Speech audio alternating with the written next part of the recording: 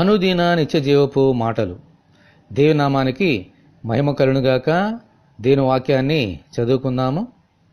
కాబట్టి నీ దేవుడైన యెహోవా తానే దేవుడనియు, తను ప్రేమించి తన ఆజ్ఞను అనుసరించి నడుచుకుని వారికి తన నిబంధనను స్థిరపరచువాడును, 1000 తరముల వరకు కృపచూపువాడును, నమ్మతగిన దేవుడుననియు, తను ద్వేషించు వారిలో ప్రతి వానిని బహిరంగముగా నశింపచేయుటకు వానికి దండన విధించువాడనియు నీవు తెలుసుకొనవలెను. ద్వితీయోపదేశకాండము 7వ అధ్యాయము 9వ వచనం.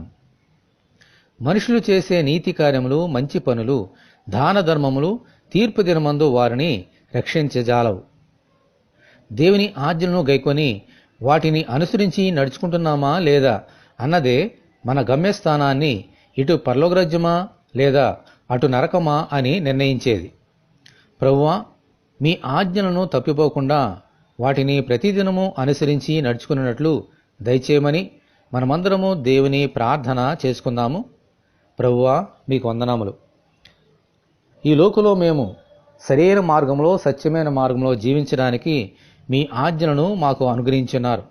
ప్రతి ఆజ్ఞలను మేము తప్పిపోకుండా నీ కృపచేత పాటించుచు నీకిష్టమైన బిడ్డలుగా ఈ లోకంలో జీవించినట్లు అనుగ్రహించమని, ఈ వాక్యం వింటున్న నీ బిడ్డలందరినీ అలాగున దీవించమని యేసు అతి పరిశుద్ధమైన నామములో ప్రార్థన చేయుచున్నాము తండ్రి. ఆమెన్. దేవుని కృప మనకందరికీ తోడైనగాక. ఆమెన్. పరిశుద్ధ దేవుని మందిరం.